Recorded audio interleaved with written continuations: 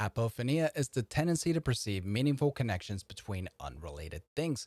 The term was coined by psychiatrist Klaus Conrad in his 1958 publication on the beginning stages of schizophrenia. He defined it as unmotivated seeing of connections accompanied by a specific feeling of abnormal meaningfulness. So, why did I tell you this? Well, it's because I believe the left views the world through a broken prism so they can drive a certain narrative. They're cuckoo for Cocoa Puffs at this point, guys. The Atlanta shooter, for example, they're still trying to drive the narrative he was driven by anti-Asian racism when he was not. All evidence points that he frequented those Jack Shacks and he was a sex addict. And that's what drove him mad, essentially. However, the left turns a blind eye to actual anti-Asian racism because it doesn't fit their overall narrative, their overall belief structure. It goes against their core beliefs. So they color that as not racism, or we shouldn't investigate it because it would make a victim group even more a victim or less a victim. It creates cognitive dissonance, if you would. But before we get started, how about you smash that like button, subscribe to the channel if you haven't already, and leave a comment down below because I feel like this episode is going to ruffle some feathers from the dank night. My first story with USA Today, defendants in the January 6th Capitol riot continued to crowdfund their legal fees online using popular payment processors despite a growing crackdown from tech companies. The Schadenfreude is strong with this one. She is enjoying these January 6th Capitol protesters begging for money so they can afford legal assistance, because I'm assuming the government is not providing legal assistance to these individuals, or they're providing piss poor legal assistance, which I would assume is actually happening because a lot of these people are being denied bail and they're being forced to rot away in a jail cell for months at a time as the prosecution is still discovering evidence or still investigating to try to gather evidence against them. It's a witch hunt at this point, and she's celebrating it. She's celebrating that tech companies are just basically suppressing these people from trying to get money so they can afford an attorney to defend themselves. Now, imagine if tech companies were doing that to BLM. Well, same person. This was from last year, June 9th, 2020. Lastly, I included a news section called BLM Reads. It covers protesting privacy concerns, how crypto can help crowdfund for the BLM movement, and general anti-racist resources. So fear not, friends. If you get arrested, we can crowdfund anonymously using Bitcoin and we can get you out of jail. Isn't that awesome?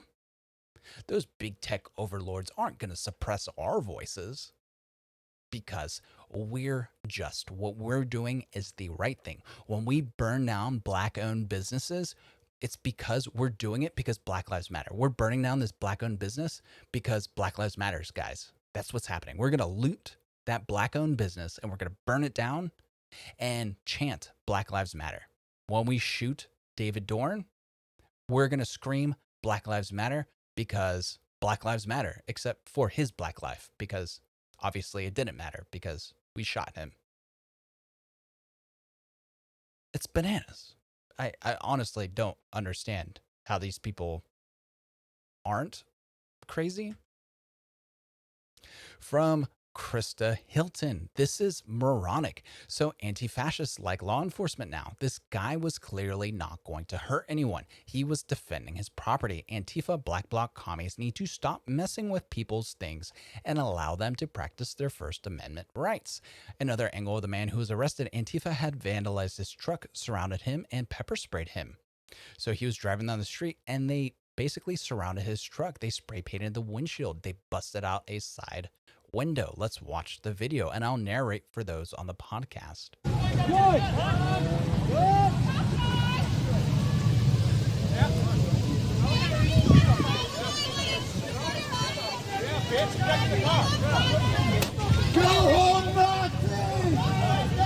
So they keep throwing stuff at him and there's like 20 people around his truck. It's kind of bananas.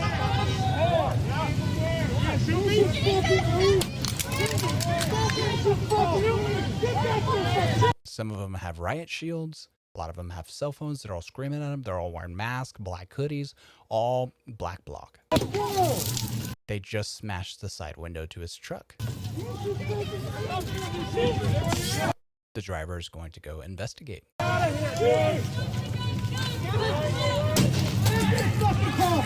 As soon as he looks there, somebody sprays him in the face with bear spray. I'm old enough to remember when Democrats try to push the narrative that bear spray killed Officer Sicknick. So this is an attempted murder. So now this man is defending his property through the castle doctrine, and now he's defending his life because through the use of a deadly weapon, these anti-fascists are basically attempting to murder this individual, and now he's defending his life and property. Hey, get away from me! And he screams, "Get away from me." He's not pointing the weapon at anybody. The weapon's pointed at the ground. He has the gun out loaded! On the ground! But now the police come and arrest him. It's bananas. So the police come and arrest this man, but they didn't do anything when he was being assaulted and harassed by these Antifa members. That's bananas. That's why anarchists don't like police. That's why they believe all cops are criminals. I don't include myself in that belief, but my personal belief, and I've definitely drifted to the left. I've drifted towards the anarchist spectrum on this. I believe if your politicians are criminals, like they are in Oregon and Portland, then your police are going to inherently be criminals due to that toxic leadership environment. Due to that toxic environment, it's going to trickle down. It's going to percolate into the police department because the good cops are just going to leave because they're going to get their balls busted for doing their job. And they're going to say, F this, I'm out of here. I'm moving to Texas. I'm moving to South Dakota. I'm moving to Florida. I'm moving to North Carolina. They're not going to put up with this. And you're only going to be left with these left-wing, essentially anti-fascists who then decide to put on a badge and terrorize law-abiding citizens like they are in this moment. And it's bananas. And they eventually did release this guy. I think they understood, hey, he was defending his property. Because I'm assuming one of these Antifa people were stupid enough to show them the video. And they said, oh yeah, dude, you did nothing wrong. And in fact, we'll probably get in trouble for not having defended you because we were right there. We only stepped in at the point in time where you were obligated to defend yourself when they started spraying you with bear mace and they started surrounding you and you had to draw a weapon to essentially fight for your life because you didn't know what was happening.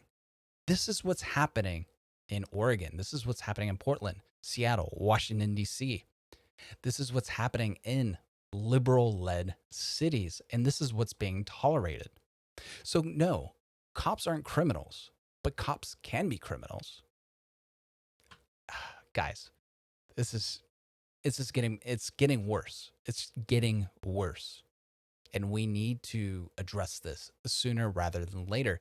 Unfortunately, Joe Biden doesn't care about these extremists. He cares about people who don't exist. He has subscribed to the Blue Anon conspiracy theory. So, from Mike Baker, the tweet below is getting a lot of traction, but isn't even close to being true. The crowd of anti-fascist activists gathered in front of the Capitol to counter-protest a planned right-wing event. There was no attempted overthrow from Jack Posobiec. Armed Antifa insurrectionists attempted to overthrow the Oregon State Capitol today. You see about probably a dozen riot shields, a bunch of people dressed in black bloc right in front of the Oregon Capitol, our state capitol, and they have their banners and stuff. Of course, these people are a lot more well armed than the January 6th quote unquote insurrectionists. Keep that in mind. Who is the real threat to our democracy? Who's the threat to our normies or the normal population in the United States? It's going to be Antifa. They attack civilians unprovoked. Like that gentleman, they smashed the windows to his truck. Like this person just driving down the street. They smashed the window to his truck from Mike Cernovich. Why are you providing propaganda for a violent domestic terrorist group? No, you ignored the multiple attacks today and speak only to defend Antifa. From Andy No. Antifa continued to attack people driving by in front of the Oregon State Capitol. Here, they smash out a truck's driver's window. Not only do they smash out his driver's window, they attempt to spray some sort of fluid at his truck, perhaps inside the cab. You don't know if it's urine, bleach, some sort of uh, flammable liquid, and they intend to try to light his truck on fire as he's driving.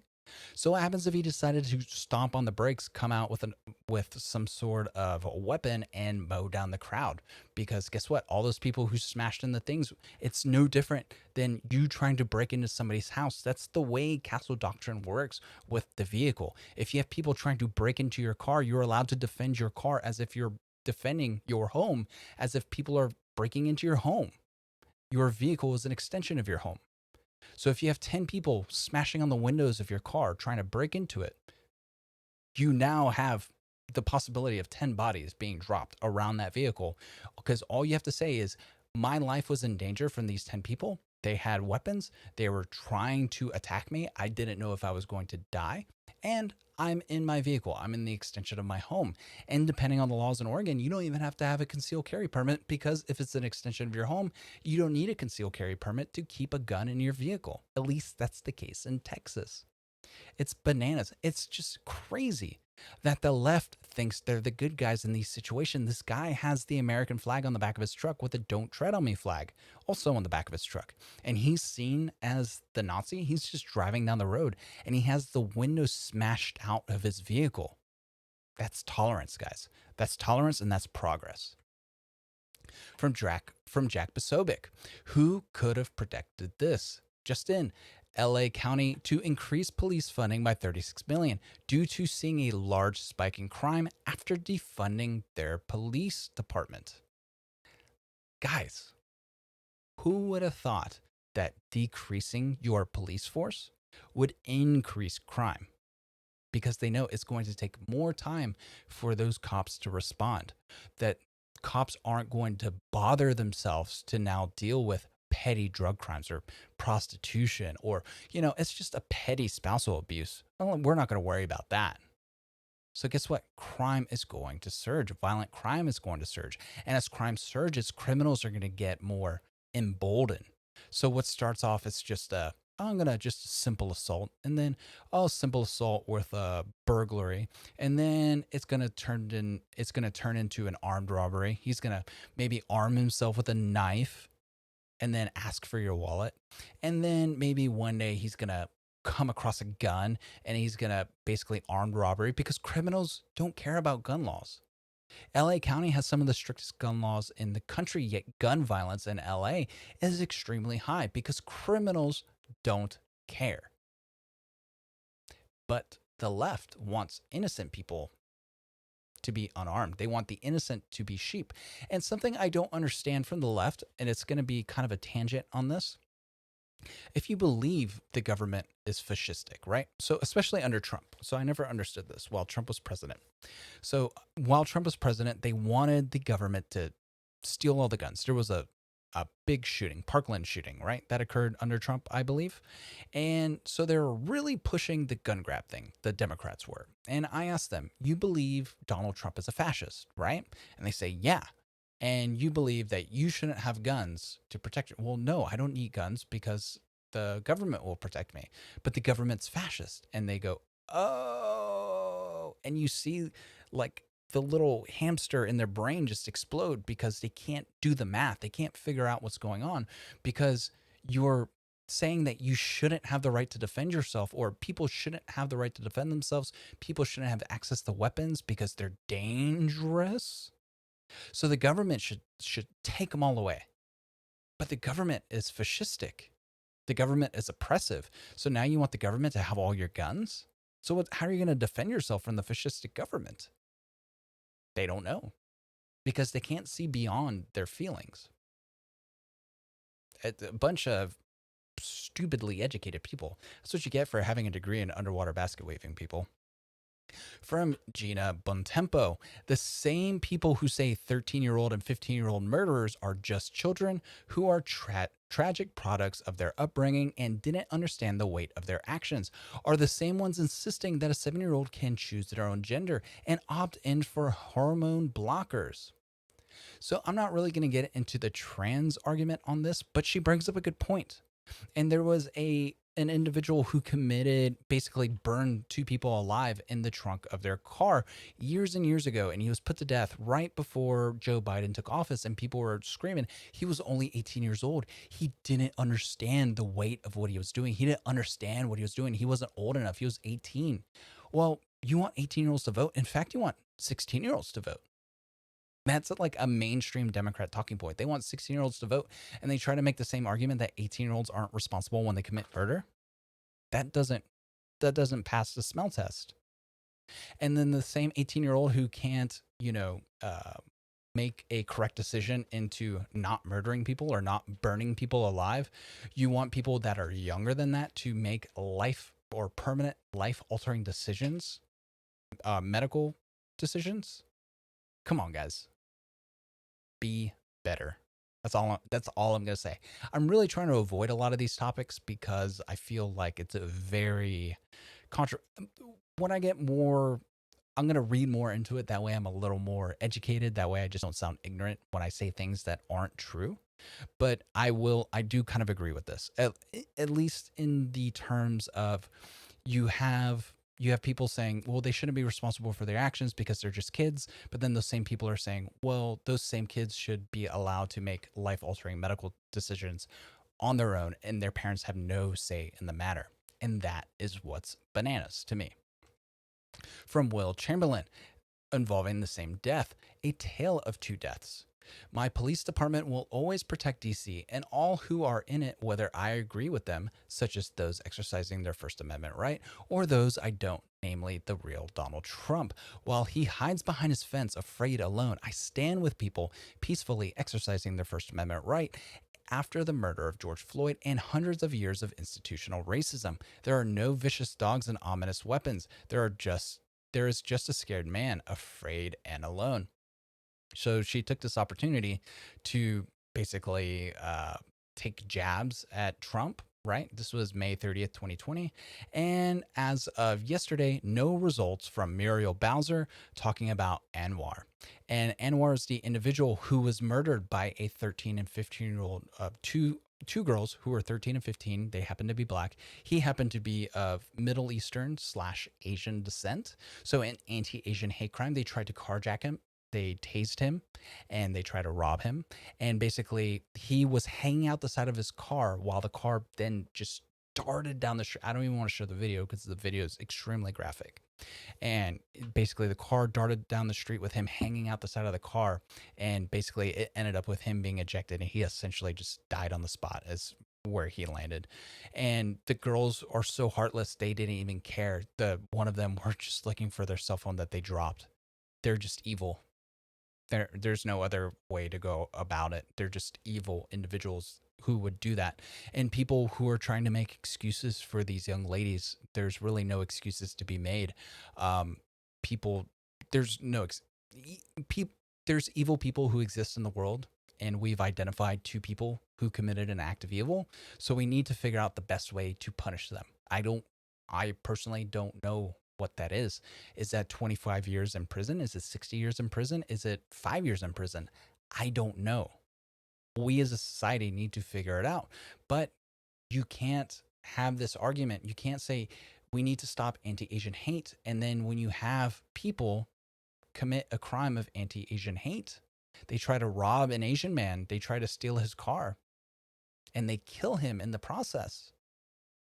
You can't just turn a blind eye to this, Mayor Bowser. You're part of the problem. You're worse than what you claim. You're worse than Donald Trump. Donald Trump wasn't the enemy. He was the boogeyman that you created. He's probably basically, what is it when you're just projecting your prejudice upon Donald Trump. I think it's the best way to describe Donald Trump. He's the victim of projection. People say, oh, people on the left say, oh, he's so racist. Donald Trump is racist. And then you hear the racism babble coming from the critical race theorists. She says, I'm such a good politician. I stand on the high ground. And then she's saying, oh, he's hiding and scared. He's just scared, afraid, and alone. Imagine if he were to say that about her and she would say, oh, he's only saying that because I'm black or because I'm a woman. Can't have it both ways. If you're going to pretend to take the high ground, then take the high ground. Donald Trump is a scumbag. He's a dirtbag, but he managed to become a billionaire by being a dirtbag. That's like his call sign, by basically telling people the hard truth. The whole "you're fired" line is not only funny, but it was also like a necessary thing to say, because a lot of HR people would say, well, we're going to have to let you go because of such and such. No, he says, you did a horrible job. You're a piece of garbage and you're fired. Get out of my face. And guess what? That made him a billionaire. What would have made you think he'd change? Nothing. Jumping over to Ann Coulter. 2 Asian actors offered a $25,000 reward for information about the assault on 91-year-old Asian. Teen Vogue's Kim Tran criticized them both for failing to understand why it's problematic to offer $25,000 for information about a black man in Oakland. So 2 actors offer $50,000 reward for an attack on an Asian, for an Asian hate crime. And then they're attacked and they're criticized because they don't understand that Asians are higher up on the social status than black men in Oakland. So by offering a $50,000 bounty for information about the person who attacked an Asian person, right, who committed an act of anti-Asian violence, that's racism. Screw off, people. What that guy did was wrong, no matter the color of his skin. And if you can't see past that, then you're most likely the racist. From the dank night, our borders are wide open with untested illegal immigrants flowing in by the millions. What does Biden think our greatest threat is? Americans. Illegal. Or incredible. You can't make this up. From Kyle Griffin. The Department of Homeland Security is moving toward a sweeping set of policy changes aimed at detecting and stopping what intelligence officials say is now a top threat to homeland, or to the homeland, domestic violent extremism. I wonder if they're talking about Antifa. No, they're talking about grandma and your uncle, whoever, who walked into the Capitol because Capitol police officers opened the doors to the Capitol building. They're threatened by the Christian conservatives, by, I'm drawing a blank on this, right wing, or the religious right. The religious right is the verbiage that the Free Thought Caucus used. The religious right, they try to deem a terrorist threat a national security threat. They try to basically say that they provide constant cover for white supremacy, and they're just as bad as Islamic terror. They try to create some sort of equivalence between the two to scare Biden and Harris, to create some sort of legislation or policy to attack the religious right. And that is bananas. That's what Democrats are trying to do. Again, I'm not religious. However, I will stand up and defend people who are religious, because guess what? Once they're being persecuted, it's only a matter of time before I'm persecuted. And I would much rather extend that period of time before they come after me. So I'm going to defend those who are unable to defend themselves, because that is my job as an American. That is my job as a able-bodied American, or however bodied left I am. From Mia Cato. Exclusive: Black Lives Matter activist charged over anti-Asian hate attacks in Seattle. The fervent Biden supporter is accused of threatening Asian women and children as young as 5 years old with racial slurs. Guys, I didn't think this was possible. I thought Democrats were just so tolerant. I thought Black Lives Matter was extremely tolerant. But unfortunately, they're not. They're a hate group. They're an anti-American hate group. They hate it's horrible. A lot of these people who are involved in these organizations are horrible individuals. I'm not going to group everybody together, but if you're involved in these organizations, you need to look to your left and right and reassess. You need to reevaluate your position in that organization. You need to decide if that's where you want to be, if you want to be associated with individuals such as this, with an individual who's going to scream uh, basically slurs at 5-year-olds, racial slurs at 5-year-old Asian kids, and that is who you're going to choose to stand beside? Or are you going to choose to be better, to do better? Either change Black Lives Matter for the better, which doesn't look like it's going to happen. So maybe start a new organization that's not corrupt, not based in Marxist ideology, not based in radical hatred of America, and rather for the betterment of Black Americans within the United States. Because I'm not going to lie, Black Americans were given the short stick. So I'm all for organizations who are out there to help advance the Black culture.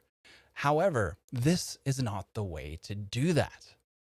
All this does is basically drive a wedge between groups of people, because you're going to have you're going to see people from BLM say this guy is a victim from the Asians who arrested him or who had him arrested because they're just exhibiting their whiteness, right? Their white privilege because they have a nice car. And he's the victim. And then you're going to have the rest of the world going, this guy's a piece of garbage for screaming racial slurs at 5-year-olds. Guys,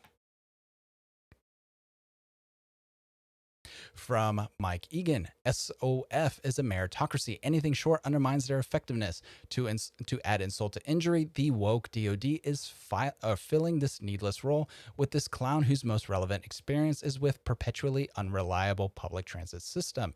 U.S. SOCOM welcomes our new chief of diversity and inclusion, Mr. Richard Torres Estrada. We look forward to his contribution in enhancing the capabilities and effectiveness of Special Operations Forces through diversity of talent, helping us recruit the best of the best.